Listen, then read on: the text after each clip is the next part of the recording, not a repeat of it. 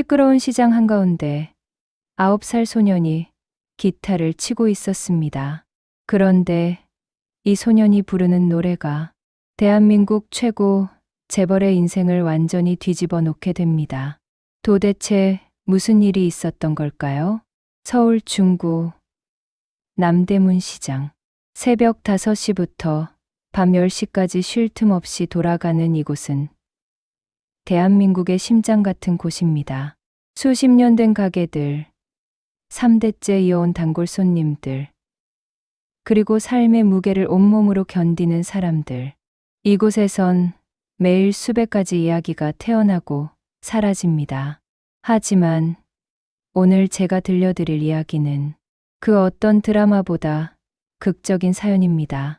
북적이는 전통시장, 생선 파는 소리, 흥정하는 소리 사이로 들리는 작은 기타 소리.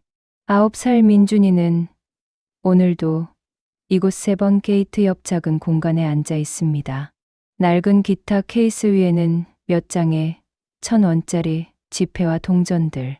학교 갈 시간에도, 친구들과 놀 시간에도, 손가락이 아파도, 목이 쉬어도 멈출 수가 없습니다. 민준이가 이곳에 처음 나온 건 3달 전이었습니다. 그날도 이렇게 추운 겨울이었죠. 엄마가 갑자기 쓰러진 날, 병원에서 돌아온 민준이는 집에서 엄마의 낡은 기타를 발견했습니다. 엄마, 이거 팔면 돈이 될까? 하지만 악기상 아저씨는 고개를 저었습니다. 얘야, 이건 너무 오래됐어. 팔아봤자 10,000원도 안 돼. 그날 밤, 민준이는 결심했습니다.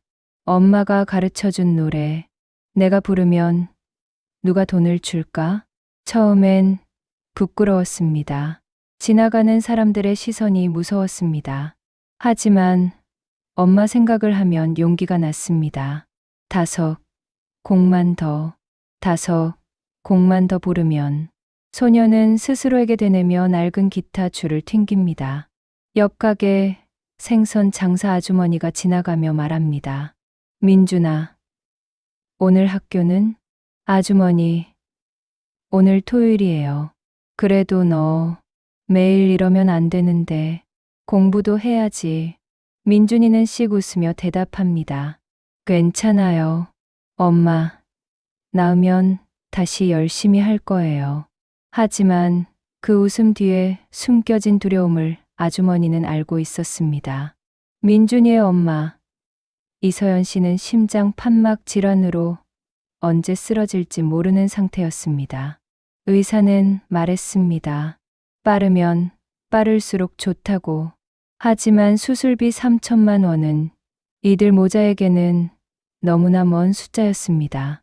같은 시각, 서울 강남구 테헤랄로 63층 높이의 유리 건물, 태산그룹 본사. 회장실에서 강태호 회장은 창밖을 내다보고 있었습니다. 재계 서열 10위, 계열사 23개, 직원 5만 명. 그의 결정 하나에 수천억이 움직이고 수만 명의 생계가 달려 있습니다.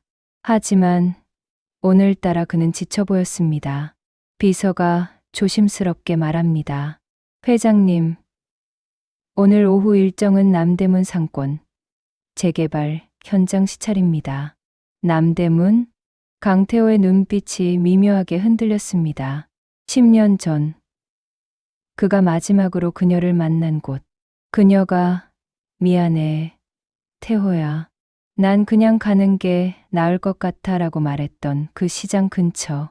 회장님? 아, 알겠네. 가세. 오후 3시, 강태호는 시장에 도착했습니다. 수행원들과 함께 재개발 구역을 돌아보는 그의 얼굴은 무표정했습니다. 하지만 그 순간이었습니다. 어디선가 들려오는 기타 소리, 그리고 그 목소리. 혼자 걷는 이 길 위에 내가 없어도 괜찮을까? 강태호의 발이 멈췄습니다. 심장이 쿵 내려앉는 느낌. 10년 전, 그가 사랑했던 여자가 만든 노래. 세상에 단 한 번도 발표된 적 없는 오직 둘만 알던 그 곡을. 이건 설마 비서가 물었습니다.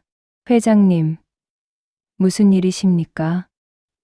저기, 저 소리 들리나? 예? 아, 아이가 노래하는 소리 말씀이신가요? 강태호는 수행원들을 뒤로하고 소리가 나는 곳으로 걸어갔습니다. 그리고 그는 봤습니다. 작은 소년이 너무 큰 기타를 안고 눈을 감고 노래하는 모습을. 어떻게 이 소년이 알고 있는 걸까요? 회장의 손이 떨리기 시작했습니다. 10년 전, 2015년 봄, 강태호는 30살이었습니다. 아버지 강일성 회장의 뒤를 이을 준비를 하던 시기. 모든 게 계획대로였습니다. 사업도, 인생도. 그런데 그녀를 만났습니다. 홍대 앞 작은 라이브 카페에서. 이서연, 26살의 무명 가수, 지망생. 다음 순서는 이서연 씨의 자작곡입니다. 무대에 오른 그녀는 떨리는 손으로 기타를 쳤습니다. 하지만 노래가 시작되자 모든 게 달랐습니다. 맑고 청아한 목소리, 가슴을 울리는 멜로디. 강태호는 그 자리에서 완전히 매료되었습니다. 공연이 끝난 후 그는 용기를 내어 다가갔습니다. 저 노래 정말 좋았습니다. 혹시 커피 한 잔 하실 수 있을까요? 서연은 수줍게 웃었습니다. 제 노래를 좋아해 주시는 분이라면 언제든지요. 그렇게 시작된 인연. 두 사람은 빠르게 가까워졌습니다. 강태호는 자신의 신분을 숨겼습니다. 저는 그냥 평범한 회사원이에요. 서연은 그의 말을 믿었습니다. 아니, 믿고 싶었습니다. 함께 한강을 걷고 싸구려 중국집에서 짜장면을 먹고 그녀의 좁은 옥탑방에서 기타 연습을 듣던 날들. 강태호에게는 처음으로 그냥 한 사람으로 살 수 있는 시간이었습니다. 6개월이 흘렀습니다. 서연은 말했습니다. 태호야, 나 다음 달에 큰 대회 나가. 전국 대학생 가요제. 정말 축하해. 응. 이번엔 꼭 좋은 결과 내고 싶어. 그래서 새 곡을 만들었어. 그날 밤 서연은 그에게만 그 노래를 들려주었습니다. 혼자 걷는 이 길 위에 내가 없어도 괜찮을까? 어때? 솔직하게 말해줘. 강태호는 그녀를 꼭 안았습니다. 완벽해. 넌 정말 완벽해. 하지만 행복은 오래가지 않았습니다. 어느 날 아버지 강일성 회장이 그를 불렀습니다. 태호야, 내가 만나는 여자에 대해 들었다. 아버지, 난 반대한다. 당장 정리해. 왜요? 서연이는 정말 좋은 사람이에요. 아버지께서 만나보시면 안 돼. 우리 집안에 그런 여자는 필요 없어. 재벌가의 며느리가 가수라고? 말이 되는 소리를 해야지. 아버지, 21세기에 무슨 내가 그 여자를 택하면 넌 내 아들이 아니다. 회사도 재산도 모든 걸 잃는다. 강태호는 고민했습니다. 사랑과 책임 사이에서. 그리고 그는 용기를 냈습니다. 아버지, 죄송하지만 전 서연이를 택하겠습니다. 그날 이후 강태호는 집에서 쫓겨났습니다. 하지만 그는 행복했습니다. 서연이 있었으니까. 서연아, 미안해. 나 사실은. 그는 모든 걸 고백하려 했습니다. 하지만 그녀를 만나기 전 그녀에게서 문자가 왔습니다. 태호야, 미안해. 나 먼저 가 있을게. 우리 그만 만나는 게 좋을 것 같아. 달려갔지만 그녀는 사라진 후였습니다. 연락도 흔적도 남기지 않고 강태호는 미쳤듯이 찾아다녔습니다. 하지만 서연은 흔적도 없이 사라졌습니다. 배신감, 상실감, 그리고 분노. 한 달 후, 강태호는 아버지에게 돌아갔습니다. 아버지, 제가 잘못했습니다. 그리고 그는 완벽한 후계자가 되기 위해 모든 감정을 지웠습니다. 현재로 돌아와 강태호는 소년 앞에 멍하니 서 있었습니다. 소년은 노래를 마치고 기타 케이스를 정리하고 있었습니다. 저기, 민준이가 고개를 들었습니다. 네. 강태호는 소년의 얼굴을 자세히 봤습니다. 큰 눈, 오똑한 코, 그리고 그녀를 닮은 인매. 그 노래 어디서 배웠니? 엄마가 가르쳐 주셨어요. 엄마가? 네, 엄마가 만든 노래래요. 저 낳기 전에요. 강태호의 심장이 멎는 것 같았습니다. 너, 엄마, 이름이 뭐니? 이서연이요. 왜요? 그 순간 세상이 멈췄습니다. 비서가 다급하게 다가왔습니다. 회장님, 다음 일정이 취소해. 오늘 일정 전부 취소. 예? 하지만 지금 당장 강태호는 주저앉고 싶었습니다. 10년. 그녀는 10년 동안 어디서 무엇을 하며 살았던 걸까? 그리고 이 아이는 그날 이후 강태호는 매일 시장을 찾았습니다. 정장 대신 평범한 캐주얼 옷을 입고 수행원도 없이 혼자 멀찌감치 서 소년을 지켜봤습니다. 소년의 눈매가 웃는 모습이 기타 치는 손놀림까지 모든 게 그녀를 닮아 있었습니다. 어느 날은 비가 왔습니다. 소년은 비를 맞으며 노래했습니다. 사람들이 우산을 씌워주려 해도 고개를 저었습니다. 괜찮아요. 엄마, 수술비 모아야 해요. 강태호는 가슴이 찢어지는 것 같았습니다. 또 어느 날은 소년이 기타 줄이 끊어져 울고 있었습니다. 어떡하지? 새로 사려면 돈이 필요한데 옆 가게 아저씨가 말했습니다. 민준아, 내가 돈 좀 빌려줄까? 아니에요. 괜찮아요. 제가 어떻게든 할게요. 그 모습을 보며 강태호는 눈물을 참아야 했습니다. 일주일이 지났습니다. 강태호는 더 이상 멀리서 지켜볼 수 없었습니다. 그는 소년에게 다가갔습니다. 안녕. 혹시 아저씨랑 잠깐 이야기 좀 할 수 있을까? 민준이는 경계하는 눈빛으로 그를 봤습니다. 낯선 사람이랑 얘기하면 안 된대요. 아, 그래. 똑똑하구나. 그럼 저기 아주머니한테 물어봐. 아저씨가 나쁜 사람인지. 생선 가게 아주머니가 웃으며 말했습니다. 민준아, 저분은 요즘 매일 오셔서 내 노래 듣는 분이야. 나쁜 분 아니야. 정말요? 그럼 어제도 내 기타 케이스에 돈 넣고 가신 분이야. 민준이의 눈이 커졌습니다. 아저씨가요? 강태호는 부끄러운 듯 웃었습니다. 노래가 너무 좋아서 그랬어. 고맙습니다.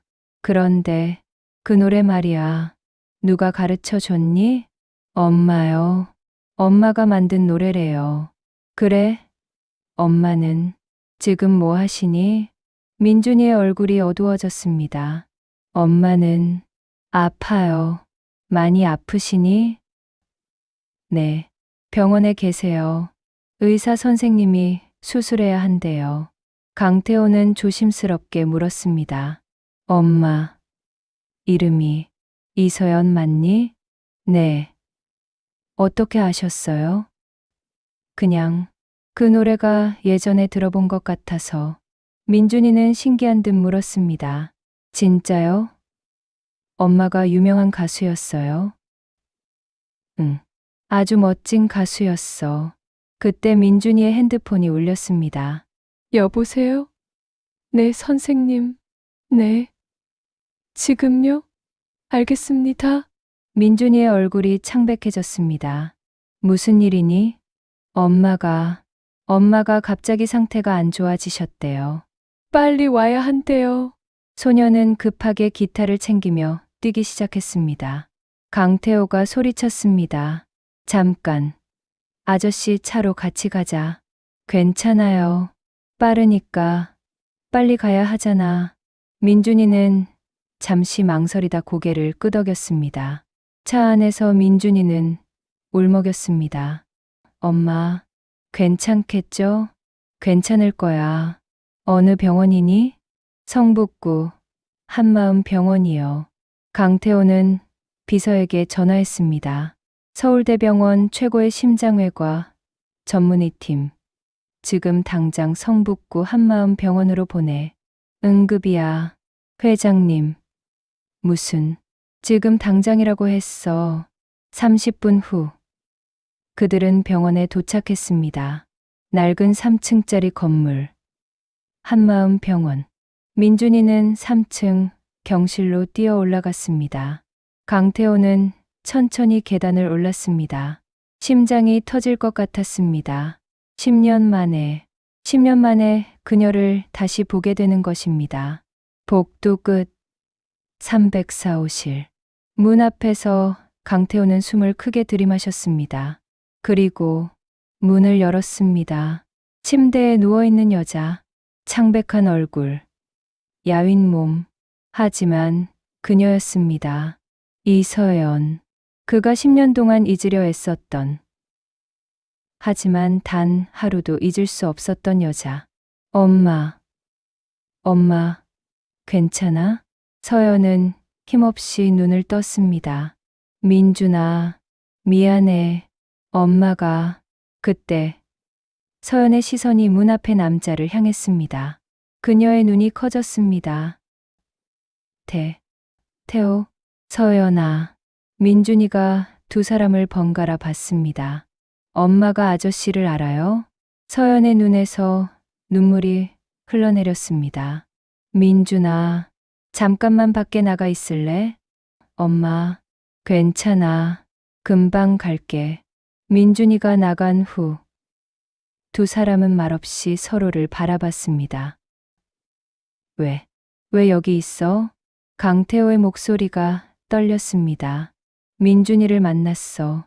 시장에서. 그랬구나. 서연아, 도대체 왜 그랬어?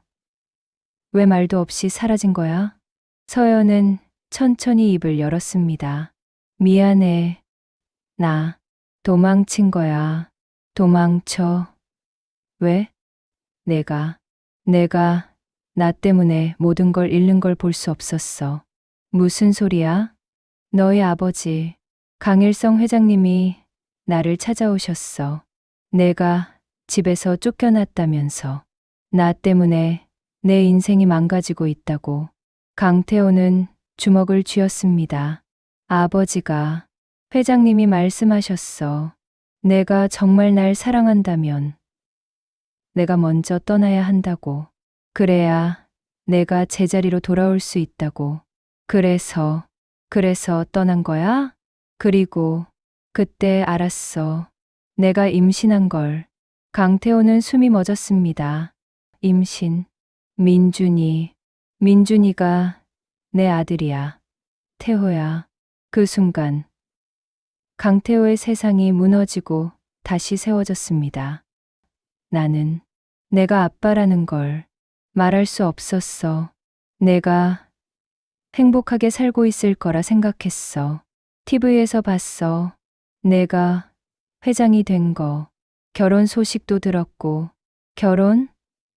난 결혼 안 했어.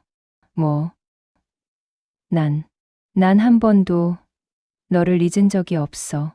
두 사람은 울었습니다. 10년의 오해가, 그리움이, 후회가 눈물이 되어 흘러내렸습니다. 그때 의사가 급하게 들어왔습니다. 보호자분. 환자분 상태가 급격히 나빠지고 있습니다. 지금 당장 수술해야 합니다. 수술비는 제가 냅니다. 지금 당장 수술 준비하세요. 강태호가 외쳤습니다. 의사가 놀란 표정으로 물었습니다. 환자분과 무슨 관계시죠? 제 아내입니다. 서연을 실은 침대가 수술실로 향했습니다. 복도에는 강태호와 민준이만 남았습니다. 민준이가 조심스럽게 물었습니다. 아저씨, 우리 엄마랑 어떤 사이예요? 강태호는 무릎을 꿇고 민준이와 눈높이를 맞췄습니다. 민준아, 아저씨가 사실은. 네, 아저씨가 내 아빠야. 민준이의 눈이 커졌습니다. 정말요? 응. 미안해. 진작 몰라서 미안해. 너랑 엄마를 혼자 두게 해서 미안해. 민준이는 잠시 말이 없었습니다. 그리고 천천히 강태호를 안았습니다. 괜찮아요. 아빠. 강태호는 처음으로 아들을 품에 안았습니다. 9년 동안 알지 못했던 아들. 3시간의 긴 수술. 복도 의자에 앉은 강태호는 하늘을 보며 빌었습니다. 신이 있다면 제발, 제발 그녀를 살려주세요. 이번엔 제가 지킬게요. 민준이는 아빠의 손을 꼭 잡고 있었습니다. 수술실 불이 꺼졌습니다. 문이 열리고 의사가 나왔습니다. 수술 성공했습니다. 강태호와 민준이는 서로를 껴안고 울었습니다. 2주 후 서연은 깨끗한 병실에서 회복 중이었습니다. 더 이상 낡은 3층 병원이 아닌 서울대병원 VIP 병실. 하지만 서연은 불편해했습니다. 태호야, 이건 너무 과해. 과하긴 당연한 거야. 민준이가 학교 가방을 메고 들어왔습니다. 엄마, 나 오늘 시험에서 100점 맞았어. 정말 우리 아들 최고. 강태호가 민준이를 안아 올렸습니다. 역시 내 아들이야. 문이 열리고 나이든 남자가 들어왔습니다. 강일성 회장. 서연은 긴장했습니다. 회장님. 하지만 강일성은 의외로 부드러운 표정이었습니다. 며느리, 아니, 서연 씨. 그동안 미안했네. 회장님, 내가 고집을 부려서 이렇게 됐어. 이 할아버지를 용서해 주겠나? 서연은 눈물을 흘렸습니다. 저야말로 죄송합니다. 강일성은 민준이에게 다가갔습니다. 민준아, 할아버지가 늦게 알아서 미안하구나. 괜찮아요. 할아버지. 민준이는 환하게 웃었습니다. 강일성은 손자를 꼭 안았습니다. 이 할아버지가 정말 어리석었어. 10년을 허비하게 했구나. 3개월 후 서울 남대문 시장 3번 게이트. 민준이가 서 있던 그 자리. 이제 그곳엔 작은 플래카드가 걸려 있습니다. 이곳에서 한 소년의 용기가 가족을 다시 만나게 했습니다. 시장 상인들이 자발적으로 만든 기념패였습니다. 그날 이후 강태호는 이 시장을 재개발하지 않기로 결정했습니다. 대신 시장 현대화 사업에 투자했습니다. 상인들의 생계를 지키면서도 더 나은 환경을 만들어주는 방향으로. 회장님, 이 결정으로 회사는 손해를 보게 됩니다. 이사들이 반대했지만 강태호는 단호했습니다. 손해? 아닙니다. 이곳은 제게 가장 소중한 것을 돌려준 곳입니다. 돈으로 환산할 수 없는 가치죠. 어느 주말 오후 강태호의 집 거실. 넓은 창으로 햇살이 들어오는 따뜻한 공간. 민준이가 기타를 치고 있습니다. 이제는 새 기타입니다.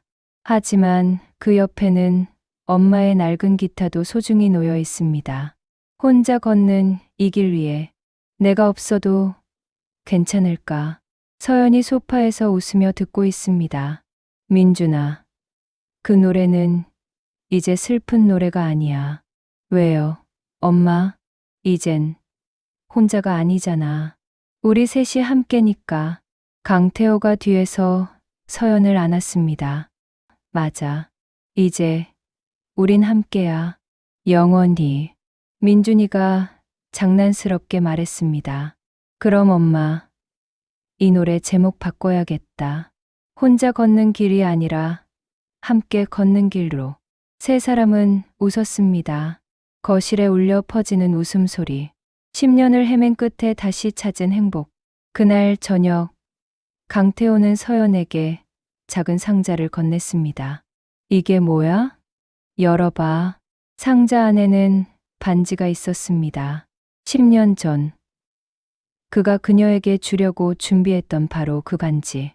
태호야, 이거 10년 늦었어. 미안해.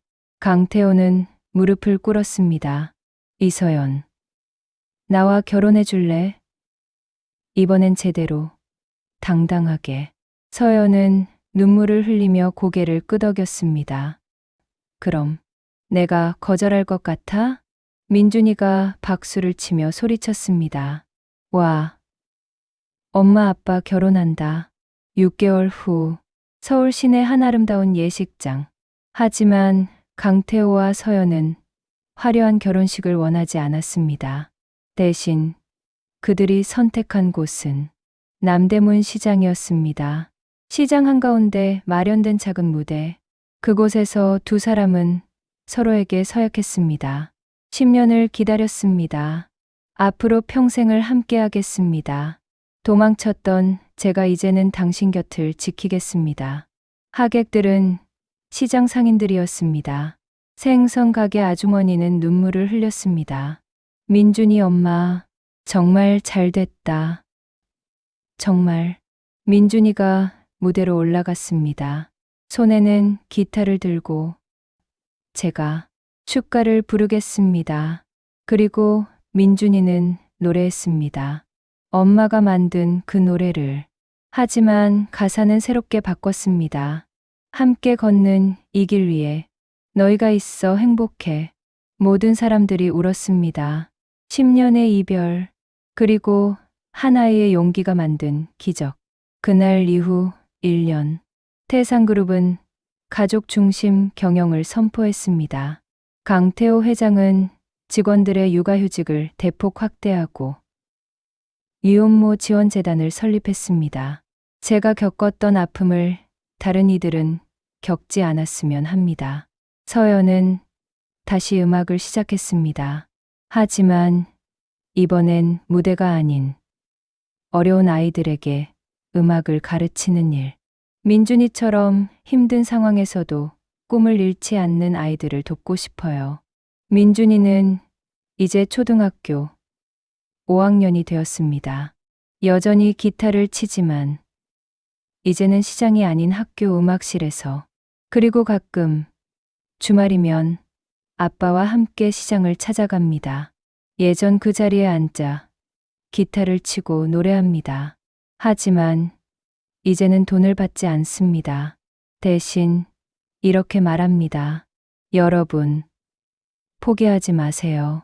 제가 여기서 노래했던 것처럼 여러분도 힘내세요. 시장 사람들은 그런 민준이를 시장의 천사라고 부릅니다. 북적이는 전통시장 한 귀퉁이. 작은 기타 소리가 다시 울려 퍼집니다. 하지만 이제 그 소리는 슬픔이 아닌 희망을 노래합니다. 한 소년의 용기, 한 가족의 사랑, 그리고 10년을 기다린 기적. 시장의 작은 기타리스트가 불러온 이야기는 이렇게 해피엔딩을 맞이했습니다. 포기하지 마세요.